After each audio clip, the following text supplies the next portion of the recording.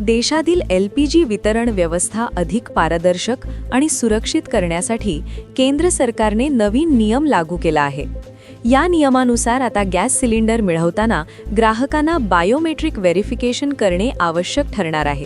यामध्ये ग्राहकांचा आधार कार्ड क्रमांक आणि बायोमेट्रिक माहिती गॅस कनेक्शनशी जोडली जाणार असून ही प्रक्रिया टप्प्याटप्प्याने देशभर राबवली जात आहे। या निर्णयामागील मुख्य उद्देश म्हणजे LPG सबसिडीचा लाभ केवळ पात्र लाभार्थ्यांपर्यंत पोहोचवणे आणि बनावट कनेक्शन किंवा अनधिकृत वापरावर नियंत्रण ठेवणे। अनेक ठिकाणी खोट्या नावांवर कनेक्शन घेणे किंवा घरगुती गॅसचा व्यावसायिक वापर केल्याच्या तक्रारी समोर येत होत्या। बायोमेट्रिक पडताळणीमुळे अशा गैरप्रकारांना आळा बसून वितरण प्रक्रियेत अधिक पारदर्शकता येण्याची अपेक्षा आहे।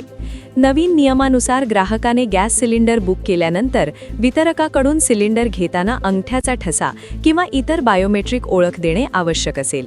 ही पडताळणी पूर्ण झाल्यानंतरच सिलेंडर अधिकृतपणे त्या ग्राहकाच्या नावावर वितरित झाल्याची नोंद होईल। यासाठी गॅस कंपन्यांनी वितरकांना बायोमेट्रिक उपकरणे उपलब्ध करून देण्यास सुरुवात केली आहे। तसेच ग्राहकांनी आधार लिंकिंग पूर्ण करणेही गरजेचे आहे। या निर्णयावर नागरिकांकडून मिश्र प्रतिक्रिया येत आहेत। काहींच्या मते यामुळे गैरवापर कमी होऊन योग्य लोकांना सबसिडीचा फायदा मिळेल, तर काहींनी ग्रामीण भागातील इंटरनेट समस्या, तांत्रिक अडचणी आणि ज्येष्ठ नागरिकांना पडणाऱ्या अडचणींचा मुद्दा उपस्थित केला आहे।